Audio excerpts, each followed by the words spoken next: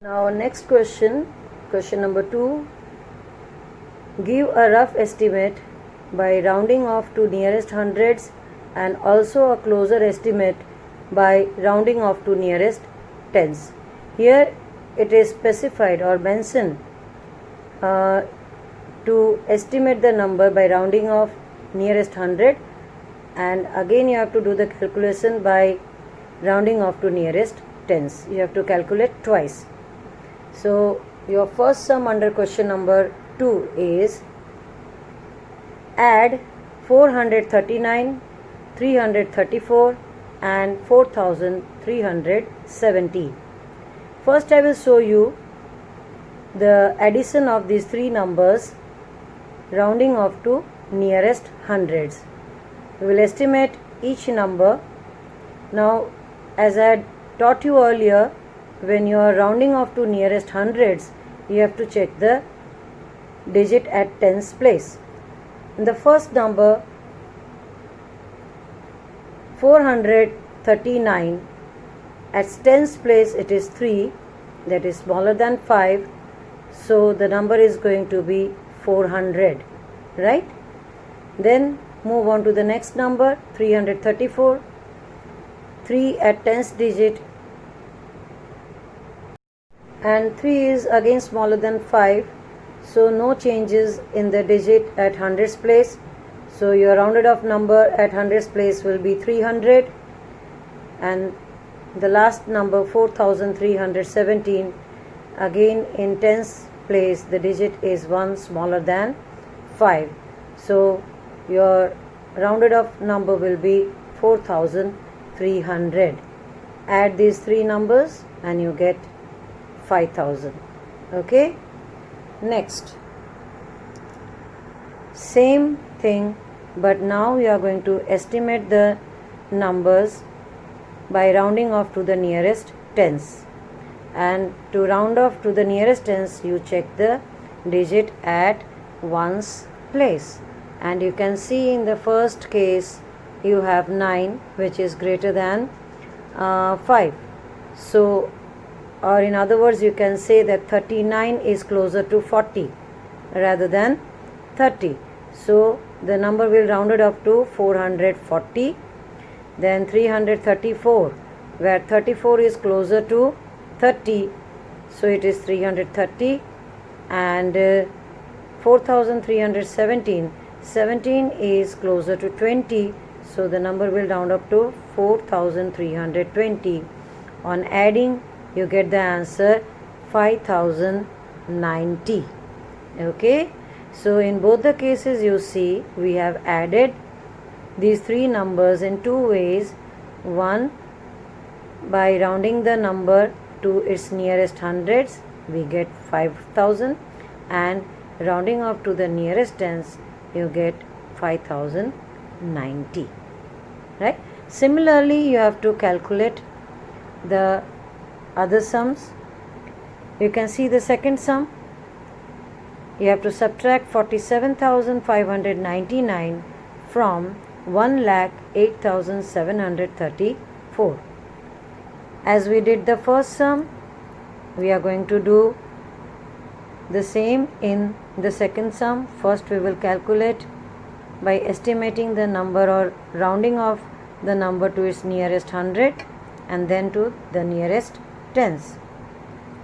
So here in this case, when you round off the number to its nearest hundred, here you can see tens digit 3 which is smaller than 5, so it will be 1,08,700, and this 47,000 is going to be 47,600. Why? 9 is at tens place and it is bigger than 5, so 1 will be added to 5 at hundreds place, and so your rounded off number will be 47,600, and on subtracting you get 61,100. And when we round up the number to the nearest tens, the number is going to change 1,08,730, and 47,599 is going to be 47,600. Here the change is same as in the first calculation. Why? Because when you see the digit at ones place, 9 which is bigger than 5, so you add 1 to 9. When you add 1 to 9 it becomes 10. The carryover 1 goes to 5 and 5 plus 1 gives you 6. So it's 47,600, and on subtracting you get 61,130. Similarly, I have calculated the third sum and fourth sum, and I have already sent you the PDF, so you can do it. If you want to copy down, you can copy down, or if you want to do the sum on your own without seeing or without taking the help of the PDF, you can do it. I would be glad to know that you have calculated the sum on your own. Now we move on to the third question of this exercise. Estimate the following products using general rule.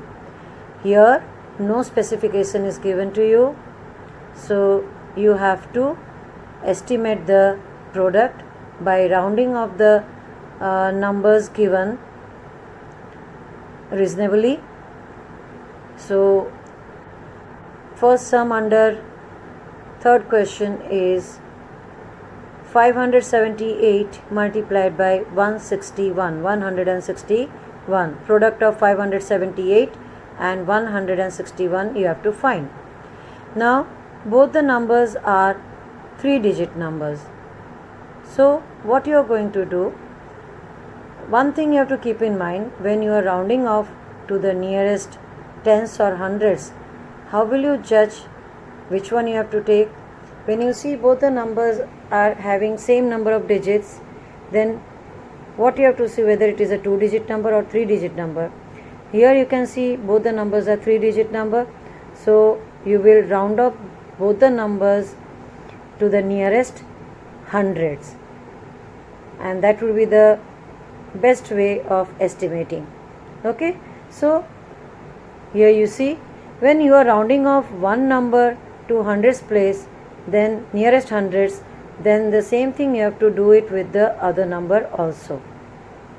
You cannot round off one number to the nearest 100 and the other number to the nearest tens. Both should go same. Here I have rounded off both the number to its nearest 100.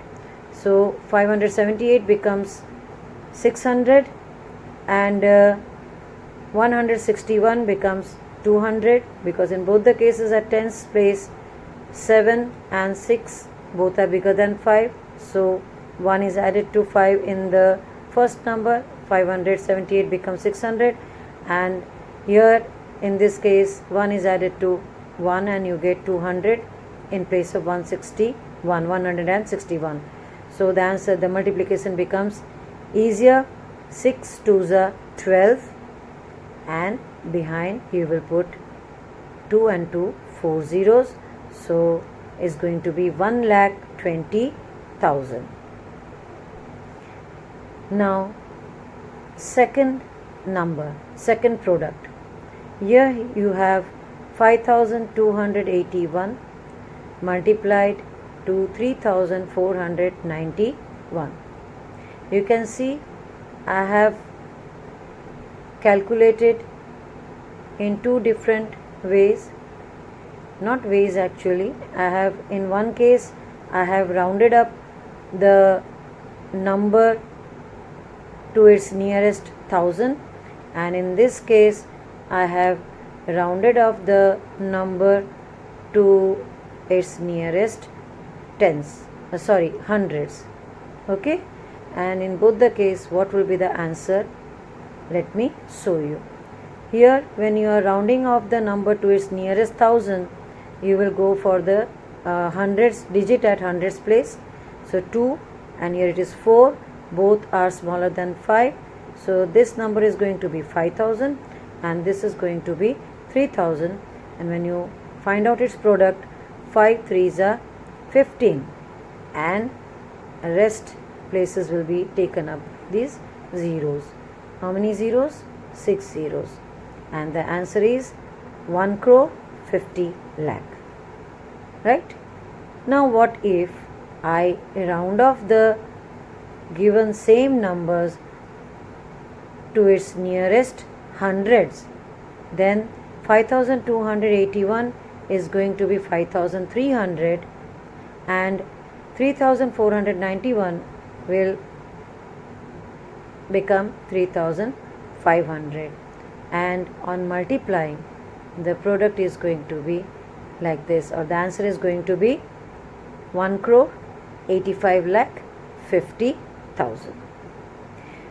Students, don't compare these answers with the answer given at the back of the textbook, because these are estimated or approximate answers. And now we move on to the third answer or third sum, 1291 multiplied by 592.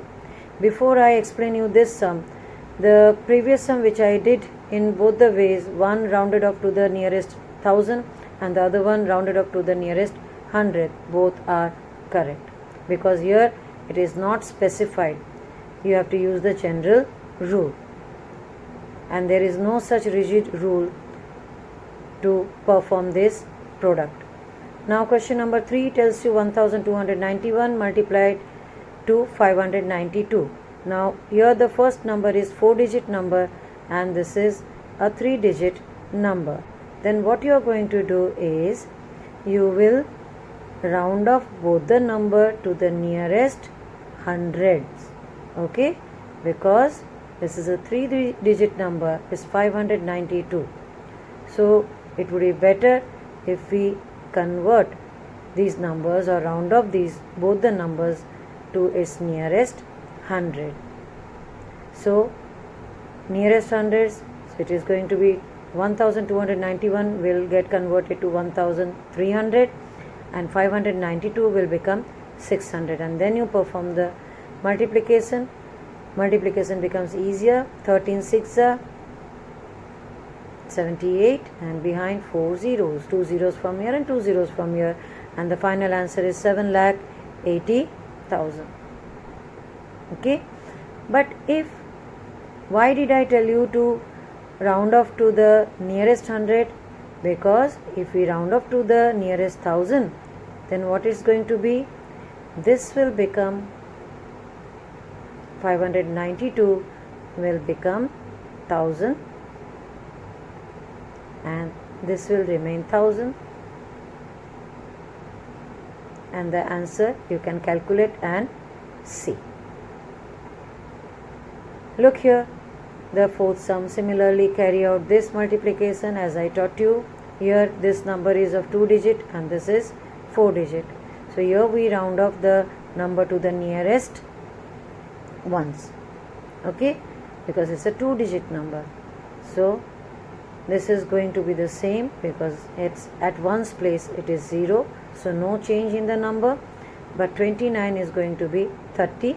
This is near to 30, and when you find out the product you get 2,77,500. We have completed the textual exercise. Now it's time to learn about how to use brackets, right? Here you can see one example I have put in front of you. 6 multiplied by 10 plus 7 multiplied by 10. In this expression, mathematical expression, you can see how many times 10 is there? 2 times, here and here. 10 is multiplied to 6 and 10 is also multiplied to 7, and both of its answer is added. Plus sign is there in between both the cases. So what you are going to do in this first case, how will you use the bracket? You will take out the common number. This is first term and this is the second term, from where you can take out 10 common, right? Add 6 and 7, that's equal to 13. Then you can multiply with 10, which is a common number, multiplied to both the numbers 6 and 7. So what I did first, I added the uncommon number, that is 7 and 6, because addition sign is there. If subtraction would have been there, then you would have subtracted first and then multiplied with the common number. So what I did, I added 6 and 7. 6 and 7 gives you 13, and then I multiplied it with 10, so I get 130. Same calculation can be done in another way. 6 tens are 30, 7 tens are 70, and add both the numbers. 60 plus 70 gives you 130. Here in this case, calculation is doubled because 10 you are multiplying twice, once with the 6 and then again with 7, and then you are going to add it. Though the calculation ends up in one step, but in case where there is some other bigger number other than 10, then the multiplication becomes tedious and then you add it. Here what you do, you take out the common number, put the bracket, add or complete the operation what is given. If it is addition is there, you will add, subtraction is there, you will subtract, and then finally multiply it with the common number. You can check it out with another example. Here you can see 121 multiplied by 98 plus 2 multiplied by 121. Children, these examples are not there in the textbook. This I have just set up for you so that I can explain you how you can use bracket for making your calculation easy. 121 multiplied by 98 plus 2 multiplied by 121. Which number is repeated? You can see 121 is repeated, so I take it out common, put the bracket and write the rest of the number.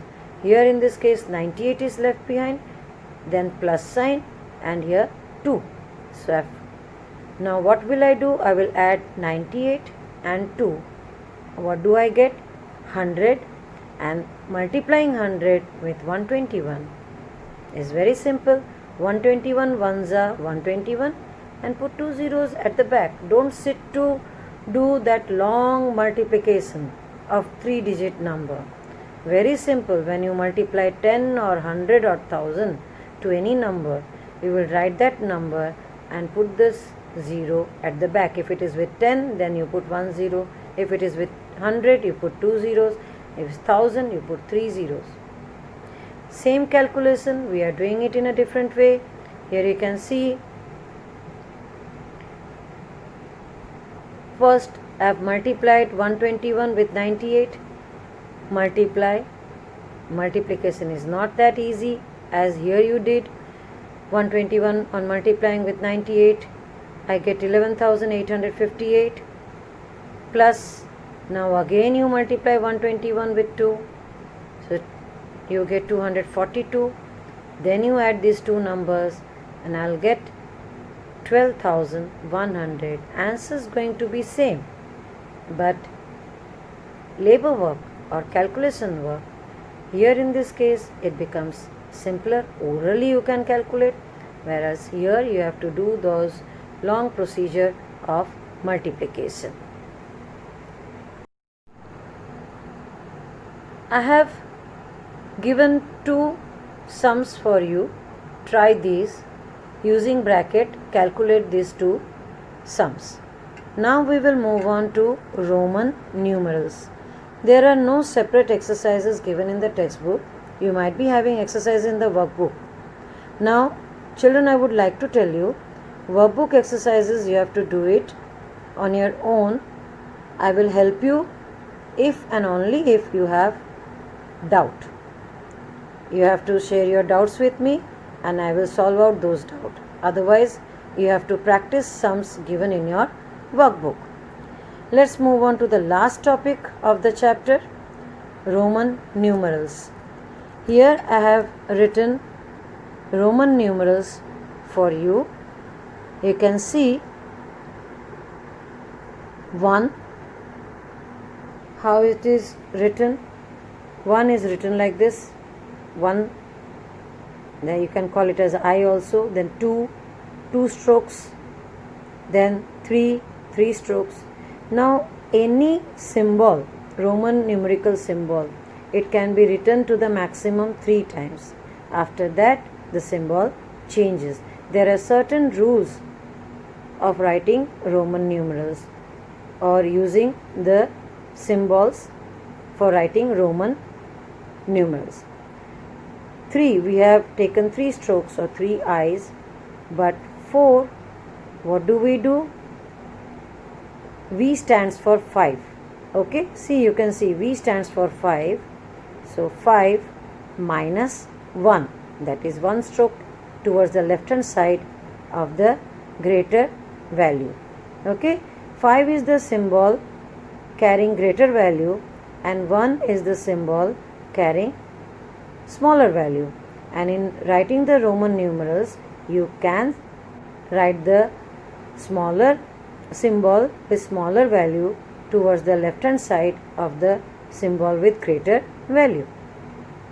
So this is possible, and so what we did, 5 minus 1, so 5, and in front of 5 V we have taken 1, so this stands 4. This is V stands for 5. Now we will add, after 5 we will add 1 1 and write the or create the Roman numeral. 5 plus 1 gives you 6, so 5 and 1, it's 6. Then 5 with 2 strokes, 5 plus 2, 7. 5 plus 3, 8. Now see, this can be written to the maximum 3 times. So our next numeral, the symbol changes, right? 8, this is 9, and how do we write 9? 10 minus 1. So what is the symbol for 10? X. So X minus 1. To so symbolically minus 1, what we do is 1 we put in towards the left hand side of the symbol of 10. So 10 minus 1 is 9. X, single X, stands for 10. Now we proceed same way. 11. 11, 10 plus 1, so 10 and 1, 11. 12 is 10 plus 2, 10 and double stroke, 12. 13, 10 and 3 strokes. But now the number is going to, symbol is going to change for 14. How are you going to write 14? 10 plus 4. And how do we write 4? It's 1 IV, sorry, IV. So X I V, X single stroke V. This stands for 4. So 14, then 15, X and V. 10 plus 5. Then 10 plus 6, 16. 10 plus 7, 17. 10 plus 8, 18. Now comes 19, that is 10 plus 9. How do we write 9? IX. And 10, X stands for 10. 10 plus 9. XIX. And 20, 10 plus 10, double X, 20. See, 1, I stands for 1, V stands for 5, X for 10, L for 50, C 100, D 500, M for 1000. All these things you have to learn, which is again given in your textbook. You have to write it one time and you have to learn it. Then only you can write down. If you are asked to write the Roman numeral for the given numbers. Now you can see 10x, 20 double x, 30 triple x, 40 is 50 minus 10. So L stands for 50, and when you are writing, L is the symbol having greater value and X is the symbol having smaller value, so it is X is written towards the left hand side of L, and so 50 minus 10 gives you XL, that is 40. XL stands for 40. L stands for 50, as I have already showed you here. Now what to do with 60? It will be 50 plus 10. 50 L, 10 X, so LX. 70, that is 50 plus 20, L double X, and 80, 50 plus 30, L triple X. 90, how do we write 90? 100 minus 10. 100 minus 10, and that is XC. C stands for 100 and X stands for 10. Why I didn't write like this? 90, you can write 50 plus 40. Why didn't I write like that? Because triple X, that is the limitation, and what does stand for 40? XL. But I didn't write like L XL. It is never, L can never be written before X. So I had to write, take 100 minus 10. L can never be written before X, because as per the rule, as I said, smaller symbol with smaller value can be written towards the left hand side of the symbol with greater value, but greater value symbol cannot be written towards the left hand side of smaller value. You cannot subtract greater number from the smaller one. So I had to take 100 minus 10 instead of 50 plus 40. Okay, so it is XC. XC stands for 90 and C for 100. Here first I thought of giving you numbers, write the Roman numerals. So I wrote, try this, but then I could not stop myself from guiding you, so I have written it how you can convert the numbers into the Roman numeral. 69, 60 plus 9, what is 60? LX plus 9, so LXIX. 98, as I told you, 90 cannot be represented as 50 plus 40. So what do we do for 90? We take it 100 minus 10 plus 8. Okay, so 90 is what? XC, and then we write 8, V111 or III. Okay, 73, 50 plus 20, 70, that is LXX, and then comes 3, triple I, LXX, III, 92, 90 plus 2, so XC stands for 90 and 2 strokes for 2. So here we end up with the first chapter